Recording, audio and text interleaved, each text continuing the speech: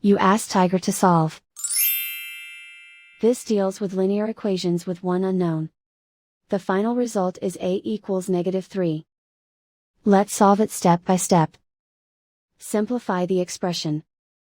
Simplify the arithmetic. Group all a terms on the left side of the equation. Subtract 8a from both sides. Group like terms. Simplify the arithmetic. Group like terms. Simplify the arithmetic. Group all constants on the right side of the equation.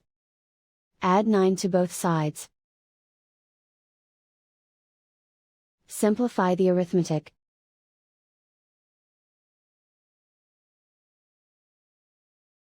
Isolate the a. Divide both sides by -5. Cancel out the negatives. Simplify the fraction.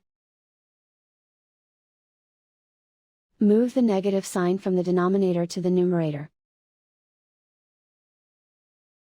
Find the greatest common factor of the numerator and denominator. Factor out and cancel the greatest common factor.